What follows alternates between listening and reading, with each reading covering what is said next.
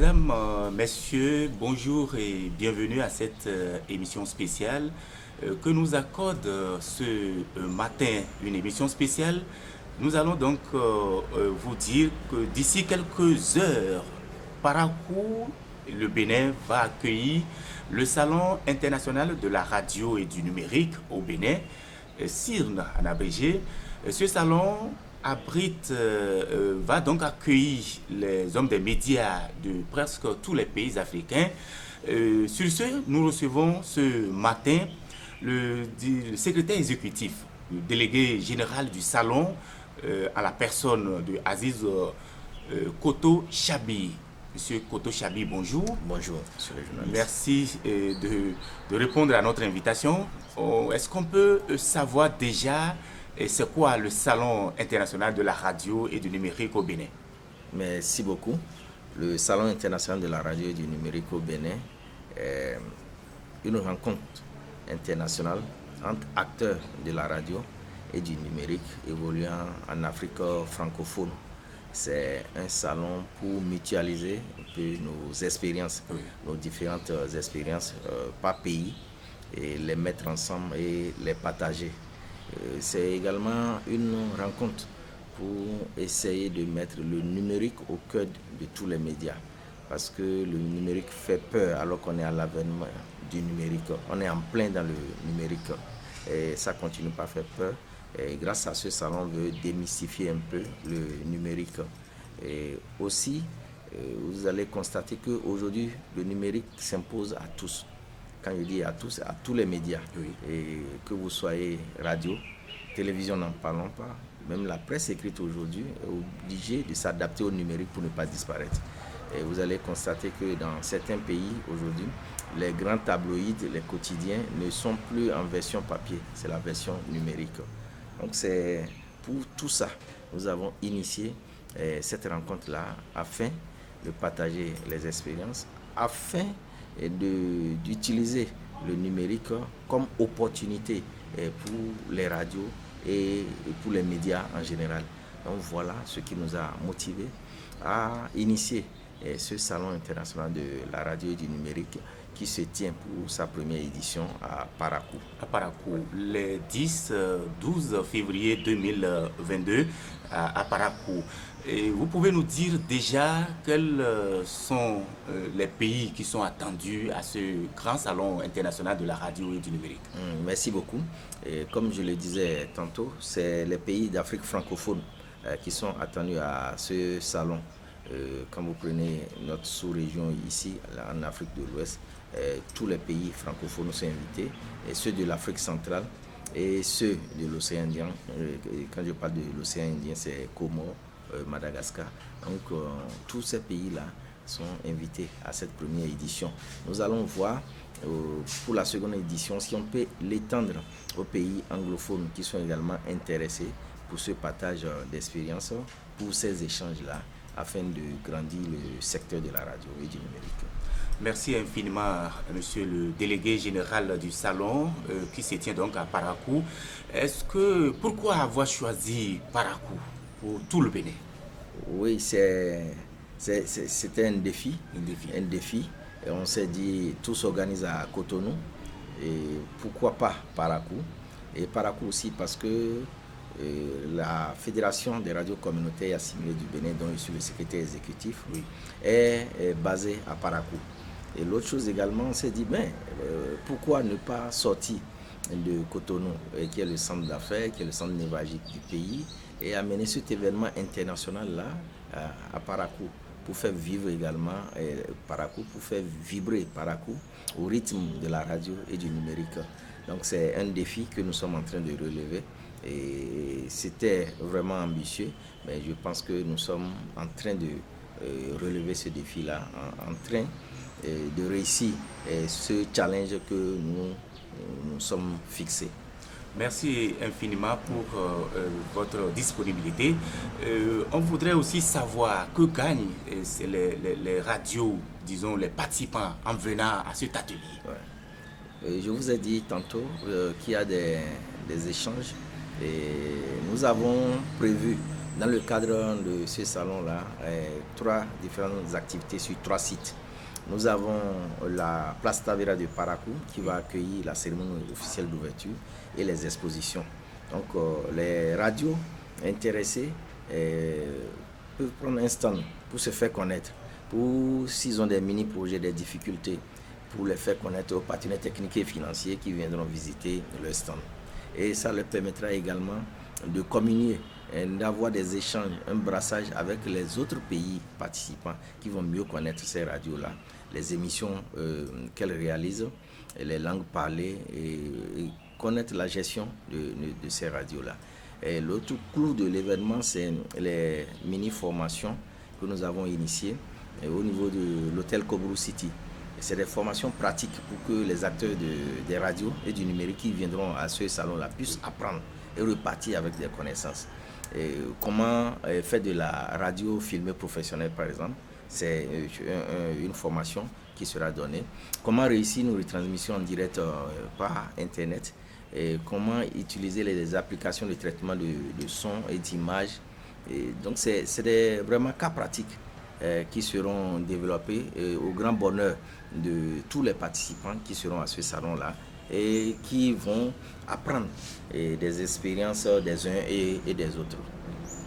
D'accord. Merci infiniment, monsieur le délégué général du Salon international de la radio et du numérique. Vous nous répondez en tant que encore secrétaire exécutif de la FELCAB, une fédération qui travaille bien, qu'on connaît dans le Bénin. Vous avez donc certainement déjà distribué toutes les invitations à toutes ces radios qui vont certainement répondre présentes. Vous avez un message à l'endroit de ceux qui nous regardent en ce moment, des pays limitrophes, en tout cas ceux qui sont dans le domaine des médias et qui veulent savoir exactement quels seront les panels qui seront donc animés et quels sont les grands orateurs que nous pouvons rencontrer à cet atelier, à ce salon. Merci beaucoup. Et il faut dire, nous aurons 12 panels. 12 panels sur 12 différentes thématiques qui seront développées sous forme de mini-ateliers afin de partager les expériences, de mutualiser les expériences. Et nous aurons également des panélistes qui nous viennent d'un peu partout en Afrique. Et nous aurons également des modérateurs qui nous viennent d'un peu partout en Afrique et des participants, et j'oubliais de le souligner, et au-delà même de l'Afrique francophone, parce que nous avons la radio RFI qui sera représentée à ce salon et par Madame Anne Roger qui va prendre une part active à ce salon. Nous avons la radio nationale allemande, la Deutsche Welle, qui sera là également, qui va prendre une part active à ce salon. C'est vous dit que le salon aujourd'hui va au-delà des limites du continent africain. Et ça veut dire que l'idée plaît. Ça veut dire qu'on ne s'est pas trompé en initiant cet événement-là. Parce qu'il n'y a qu'en Afrique, surtout francophone, on n'avait pas un cadre de concertation. On creusait un réseau entre acteurs des radios pour qu'on puisse se retrouver régulièrement et partager nos différentes expériences. Donc l'appel que je voudrais lancer, c'est à l'endroit des professionnels des médias du Bénin et d'ailleurs. Il n'est pas encore tard, ils peuvent toujours aller sur la plateforme créée en ligne pour s'inscrire et prendre part à ce salon. Également aux différents partenaires.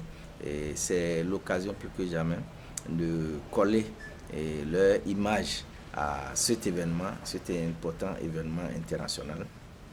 Et grâce auquel ils peuvent agrandir leur portefeuille clientèle et faire connaître leurs produits et services et surtout se donner de la visibilité. Parce que regardez, autant de médias qui seront présents et qui vont faire vraiment connaître les acteurs qui vont accompagner ce salon.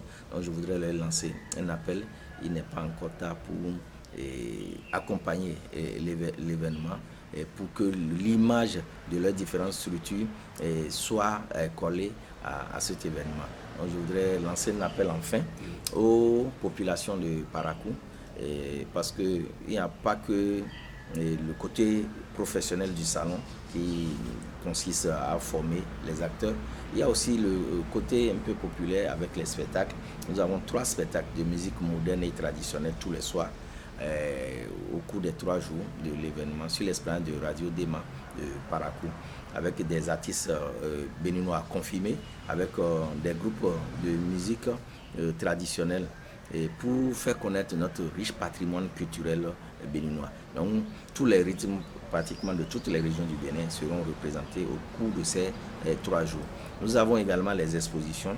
Les populations peuvent faire un tour à la place Tabira pour voir un peu les stands des radios, des télévisions, des médias en ligne, pour voir qui sont ceux qui travaillent dans ces médias, dont ils entendent parfois la voix mais qu'ils ne connaissent pas, pour qu'ils collent une image à ces voix qu'ils écoutent tous les jours.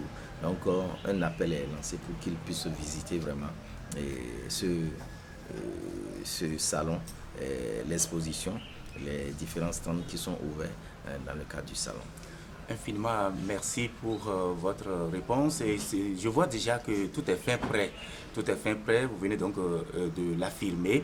Est-ce que vous avez un message à l'endroit de la population elle-même qui doit quand même accompagner cet événement en leur réservant un accueil chaleureux?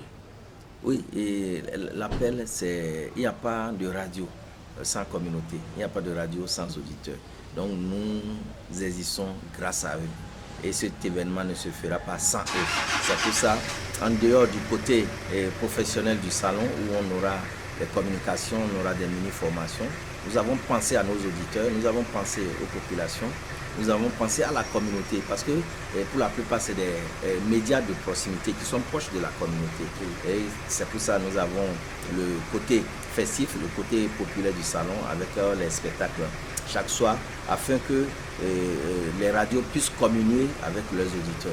On voudrait leur lancer un vivant appel pour qu'elles sortent massivement pour accompagner cet événement-là, qu'elles sortent massivement pour faire de cette première édition du Salon international de la radio et du numérique une très grande réussite. Infiniment merci, M. Aziz Koto-Chabi, pour vos réponses qui sont allées tout droit à l'endroit de tous les auditeurs, tous les téléspectateurs que nous suivons en ce moment. Et nous allons vous dire au revoir tout en vous espérant au cours de ce salon suivre les communications avec vous. Merci infiniment, monsieur le délégué général du Salon international de la radio et du numérique. Je vous souhaite une très bonne journée. Merci beaucoup. Merci, monsieur le journaliste.